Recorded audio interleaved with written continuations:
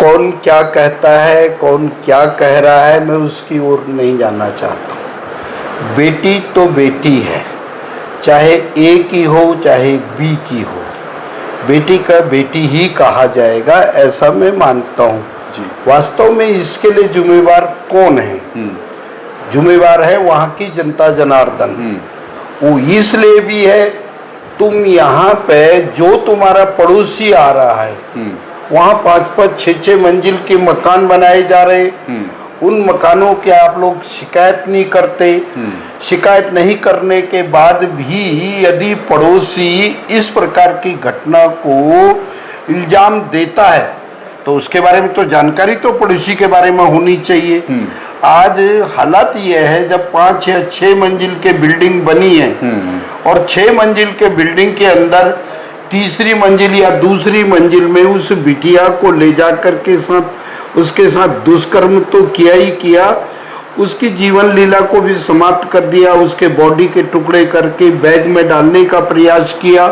और यहाँ तक कि जैसे लोगों ने कहा कि बाहर से ताला लगा दिया जी। ये इस प्रकार की घटना हुई। लेकिन उस दिन की घटना में मैं यहाँ नहीं था, नहीं होने की वजह से मैं वहाँ उस दिन नहीं पहुँच सका। लेकिन दूसरे दिन मैं सही समय पर सही टाइम में वहाँ पहुँचा। वहाँ पहुँच करके मैं उस परिवार के दुख के साथ दुखी होकर के मैं भी उसी परिवार के का साथी हूँ। लेकिन एक बात मैं और कहना चाहता हूँ कि वो उत्तर प्रदेश की तर्ज को तो जरूर कह रहे हैं। उत्तर प्रदेश में फुल फ्लैश स्टेट है, दिल्ली फुल फ्लैश स्टेट नहीं है। ये केंद्र आधारित है। और केंद्र आधारित होने के बावजूद भी केंद्र सरकार ने जिस प्रकार से रुख अपनाया है, यहाँ पर 9-9, 10-10 टीमें लगा दी हैं। टीमें लगाने के बाद उनका वो खाक छांक रहे कि हर जगह कहाँ भी मिले अपराधी मिले। लोग तो कहते हैं उसको फांसी मिलना चाहिए, मैं तो कहता हूँ कि एट द स्पॉट उसका काउंटर होना चाहिए और जैसे ही मिलेगा वो इस रुपये की घटना होगी। सेकेंडली विधायक का है, विधायक के अंदर में कोई पुलिस तो आती ही नहीं है। लेकिन मेरी जन भावना उनके साथ है, माँ और बाप के साथ है, बेटी के साथ है। जिस बेटी के साथ इस प्रकार की घटना घटी, निश्चित रूप से उस व्यक्ति को गोली मार देना चाहिए, ये मैं कहना चाहता हूँ। आप पब्लिक भी कह रही है इनकाउंटर होना चाहिए और आप भी कह रहे हैं कि ऐसे लोगों का फांसी या सजा नहीं, इनकाउंटर होना चाहिए। बिल्कुल, निश्चित रूप से होना चाहिए। आप मानते हैं? बिल्कुल। क्या दिल्ली में ऐसा होगा?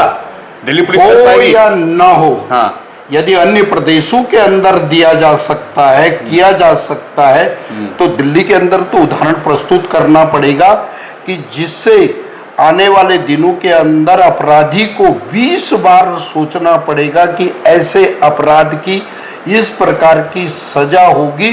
एक ऐसा मैसेज जाना चाहिए, ये मैं आपके चैनल के माध्यम से कहना चाहता हूँ। मिस जी, ये भी आपने सही कहा और लोग भी ऐसा कह रहे हैं। ये हकीकत है कि वहाँ 5-5, 6-6 मंजिल से ज्यादा ऊंचे मकान हैं। न मुस्लिम है न हिंदू है। हमको हर व्यक्ति की जन सुरक्षा चाहिए जी। हर व्यक्ति सुरक्षित होना चाहिए। यदि मुस्लिम बस्तियों में बल्क में इस प्रकार के मकानों का निर्माण किया गया, वो मुस्लिम का भी हो सकता है, हिंदू का भी हो सकता है, किसी का भी मकान हो, ये 2 या 3 या 4 मंजिल से ऊपर नहीं हो चाहिए। निश्चित रूप से बुलडोजर चलना चाहिए। एक बात मैं कहते हुए मुझे बिल्कुल हिचकिचाहट नहीं है, हमारी सारी जगह हमारी सरकार है जी। लेकिन मैं प्रशासन तंत्र को चेतावनी देना चाहता हूँ, 3 दिन बीत जाने के बाद भी उस मकान को सील नहीं किया गया। मैंने कल लेफ्टिनेंट गवर्नर साहब को चिट्ठी लिखी है, मैंने दिल्ली के पुलिस कमिश्नर को चिट्ठी लिखी है, मैंने डीसी को चिट्ठी लिखी है कि तुरंत उस बिल्डिंग को खाली करा के उसको सील कर देना चाहिए। सील ही नहीं, मेरी डिमांड है उस मकान पर बुलडोजर चलना चाहिए। इस प्रकार का है, ये बीजेपी या कोई अन्य दल की बात नहीं है। बिल्कुल, उनका तो सिर्फ एक मकसद है, बीजेपी वाला आ गया तो बीजेपी वाले को गाली देना उनका है। लेकिन बेटी तो बेटी है, बेटी तो बेटी। यदि बेटी के साथ इस प्रकार की घटना है, मैं उस परिवार के साथ हूँ, मैं उन लोगों की मानसिकता के बारे में नहीं कहना चाहता जो मेरे पे इस प्रकार का आरोप लगाना चाहते हैं। जब मैं 6 मंजिली बिल्डिंगों की बात कर रहे हैं, वहाँ बिल्डिंग धराशायी हो गई, उसमें 11-12 मुस्लिम मरे। कौन थे वो? मुस्लिम परिवार के लोग थे। यदि 12 लोगों की डेथ हुई, वो भी तो किसी के बच्चे होंगे, किसी के परिवार के सदस्य होंगे। इस प्रकार की घटना घटी तो मैंने कौन सा कह दिया। और निश्चित रूप से मैं इस मांग को जरूर उठाते रहूंगा। और अभी आगामी विधानसभा सत्र के अंदर मैं इस बात को भी कहूंगा कि जो ये 5-5, 6-6 मंजिलों को जिनको मैंने कहा था, उनमें से कितनी बिल्डिंगें तोड़ी गई, क्यों नहीं तोड़ी गई, क्यों नहीं सील किए गए, क्यों नहीं बिजली वालों ने बिजली के कनेक्शनों पर रोक लगाई, एमसीडी ने कोई काम क्यों नहीं किया। मैं ये सिर्फ इस बात से सहमत नहीं हूँ कि साहब मैं हिंदू परिवार से संबंध रखता हूँ तो इसलिए मेरे पे आरोप प्रत्यारोप लगे। मैं जनप्रतिनिधि भी हूँ, बिल्कुल, भले ही किसी ने मुझे वोट दिया हो या ना दिया हो, मैं उसका भी प्रतिनिधि हूँ। हाँ। कल को मान लिया मैं पीने की पानी की बात कहूँ, सड़कों की बात कहूँ, शिविर की बात कहूँ, बिजली की बात कहूँ, वहाँ अन्य सुविधाओं की बात कहूँ, क्या वो हिंदू परिवार के लोगों को मिलेगा? नहीं, वो सबको मिलेगा और सबको मिलना चाहिए। हाँ। चुनाव हो सकता है, उनकी विचारधाराएं भिन्न हो सकती हैं। अरे मैं तो कोई नया नवेला एमएलए तो हूँ नहीं। हाँ। मैं 1998 में मैं पहली बार जीता, 2008 तक रहा। वहाँ पे स्कूल खोलने का काम मैंने किया। यहाँ तो उनके रिश्तेदार थे स्कूल खोलने वाले। उस समय जब मैं स्कूल की जगह आइडेंटिफाई करा गया था, स्कूल खोल गया था, उस बिल्डिंग को आज दिन तक एनओसी क्यों नहीं मिली? वहाँ पे बिजली के जो कनेक्शन लगने थे वो कनेक्शन क्यों नहीं हटे? क्यों नहीं किया गया वो काम? लेकिन उन्होंने इस प्रकार से कोई काम नहीं, उन्होंने सिर्फ आरोप और प्रत्यारोप लगाना है। यदि मुस्तफाबाद में विद्यालय खुलता है तो मुस्लिम परिवार के बच्चों को ही शिक्षा मिलेगी। हाँ। वहाँ दूसरा परिवार का व्यक्ति जाने में कतराता है। तो मेरा सीधा ये कहना है, मेरा एक आरोप भी है कि सब तंत्र को अपनी जिम्मेवारी निभानी चाहिए। यदि तुम वहाँ पे हर घर के अंदर जा कर के उनका आधार कार्ड लेते, वो कहाँ से आए, कौन व्यक्ति है, यदि आपने ऐसा कर दिया होता तो शायद इस प्रकार की घटना नहीं घटी होती। ये मैं कहना चाह रहा हूँ। मगर एक चीज़ विधायक जी, कल जब हम वहाँ गए और आप उससे पहले वहाँ मिल के आए थे परिवार से, उन लोगों ने आपकी तारीफ़ की।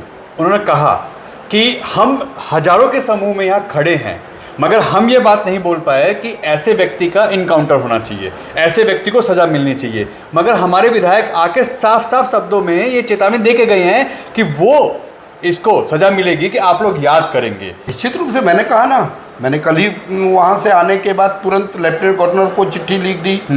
मैंने लेफ्टिनेंट गवर्नर के साथ पुलिस कमिश्नर को चिट्ठी लिखी है। मैंने उसके बाद एमसीडी के कमिश्नर को चिट्ठी लिखी है। मैंने सारे डिपार्टमेंटों को कल ही चिट्ठी दे दी गई है। और आप चाहेंगे मैं अभी व्हाट्सएप पे वो चिट्ठियाँ मंगा सकता हूँ। और मैं आपके इस चैनल के माध्यम से लोगों को दिखा दूंगा कि मैं बोलता ही नहीं, मैं करने पे विश्वास रखता हूँ। बिल्कुल। और मैं काम करके दिखाऊंगा। इसलिए मैं वहाँ जा कर के भी उनके बीच में जा कर के मैंने इस वक्त, मुझे कोई हिंदू या मुसलमान से नहीं लेना। जो क्रिमिनल है उसके खिलाफ सख्त कार्रवाई करनी चाहिए, चाहे वो किसी भी जाति या बिरादरी का हो। उसमें धर्म या जाति नहीं देखना चाहिए। उस क्रिमिनल को फांसी की सज़ा दूर, उसका इनकाउंटर होना चाहिए। मैं उसका पक्षधर हूँ। मतलब आप चाहते हैं कि बुलडोजर भी चले, बिल्कुल, मकान सील हो, कार्रवाई हो और इनकाउंटर भी हो। ये आप खुद कह के आए हैं और चाहते भी यही हैं कि ये होना चाहिए, और उस प्रोसेस में आप लग गए हैं। बिल्कुल। तो ये करवा के आप दम लेंगे? नहीं, अब दम लेना, प्रशासन तंत्र मान लिया मेरी मदद नहीं करता है। हाँ। काम मैं बुलडोजर लेके नहीं जाऊंगा। हाँ। वहाँ काम तो प्रशासन ने करना है। हाँ। काम तो पुलिस ने करना है, काम तो ब्यूरोक्रेट ने करना है। मैं जनप्रतिनिधि होने के नाते कि उनको पत्र व्यवहार करके जो मेरी मंशा है मैं उसके का पक्षधर हूँ। और मैं आपके चैनल के माध्यम से कह रहा हूँ कि मैं तब तक तभी चैन लूँगा जब मैं उनके खिलाफ कार्रवाई करूँगा।